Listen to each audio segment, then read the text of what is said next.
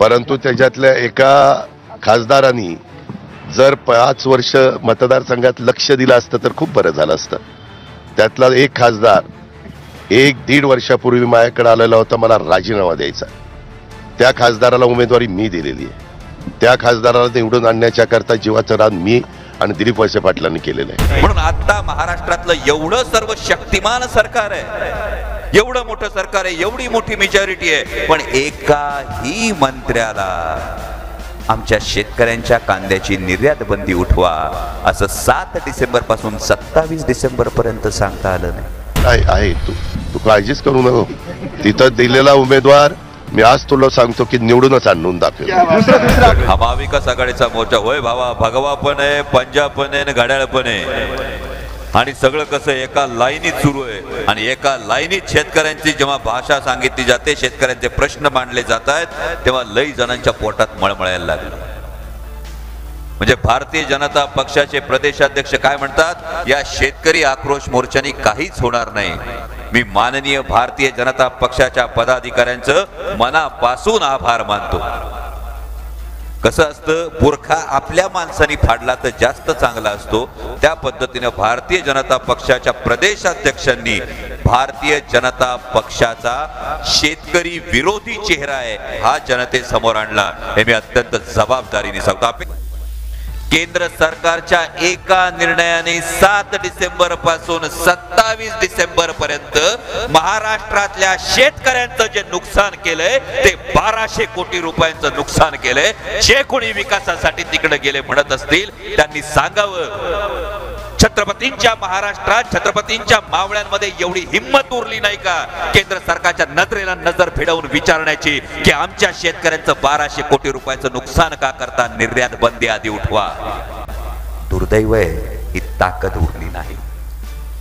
कारण जेव्हा लाचारीनं पाय धरण्याची मानसिकता होते तेव्हा नजरेला नजर मिळवण्याची हिंमत राहत नाही. ही वस्तुस्थिती आहे. आता मगाशी कोणीतरी बोलता बोलता आमच्या विकास लवांडेंनीच मोहिते पाटलांचा उल्लेख केला आणि चरकन डोळ्यासमोरून एक प्रसंग तरळून गेला.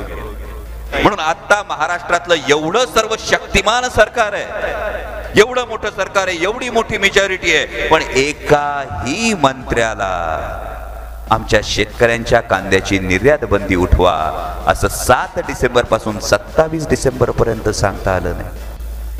म्हणजे आमच्या नेत्या खासदार सुप्रियाताई सुळे आणि मी काय मागणी केली होती संसदेत, कांद्याच्या निर्यात बंदी विषयी चर्चा करा, शेतकऱ्यांच्या कर्जमाफी विषयी चर्चा करा, पण शेतकऱ्यांचे प्रश्न मांडणं हे केंद्र सरकारला गदारोळ वाटतो आणि म्हणून आमचं निलंबन करण्यात आलं आणि म्हणून आज रस्त्यावर उतरण्याची वेळ आली आहे. हा माझ्या सर्वसामान्य शेतकऱ्यांचा, हा माझ्या सर्वसामान्य शेतकरी कुटुंबाचा आक्रोश घेऊन खासदार अमोल कोल्हे यांच्या विरोधात शिरूर मतदारसंघातून उमेदवार उभा करून तो जिंकून आणणार असे खुले आव्हान राज्याचे उपमुख्यमंत्री अजित पवार यांनी दिले होते.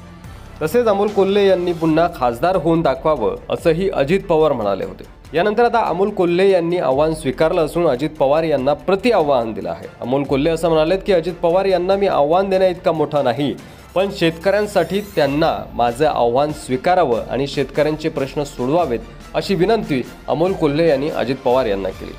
राष्ट्रवादी काँग्रेसच्या वतीनं 3 दिवस शेतकऱ्यांच्या प्रश्नावर केंद्र आणि राज्य सरकारला जाब विचारणारा जागर चालणार आहे. आज म्हणजे 27 डिसेंबर रोजी शिवनेरी जुन्नर येथून शेतकरी आक्रोश मोर्चाला सुरुवात झाली. यावेळी माध्यमांशी संवाद साधताना अमोल कोल्हे असं म्हणाले की सरकार सोडवू न शकलेल्या समस्या मी शेतकरी आक्रोश मोर्चातून मांडत आहे, त्यामुळं अजित पवार यांची चिडचिड होत आहे का हे तुम्ही त्यांनाच विचारा असं वक्तव्य करत त्यांनी बारामती विधानसभेतील शेतकऱ्यांच्या प्रश्नांचा पाडा वाचताना अजित पवार यांच्यावर निशाणा साधला. अमोल कोल्हे असं म्हणाले की सत्ता संघर्षावेळी जनता आणि शेतकऱ्यांच्या हितासाठी सत्तेत गेल्याचं अजित पवार यांनी सांगितलं होतं. त्यामुळं ते मंत्री झाल्यावर शेतकऱ्यांनी त्यांचं जेसीबीतून पुष्पवृष्टी करत जंगी स्वागत केलं. पण आता अजित पवार यांना शेतकऱ्यांचा विसर पडला आहे आणि त्यामुळं आज शेतकरी मला कांदा खरडा भाकरी देऊन माझं साधेपणाने स्वागत करत आहेत आणि त्यांचे प्रश्न मांडायला साथ देत आहे. त्यामुळं अजित पवार यांना हात जोडून विनंती आणि आव्हान करतो की त्यांनी शेतकऱ्यांना त्यांच्या समस्येतून मुक्त करावं.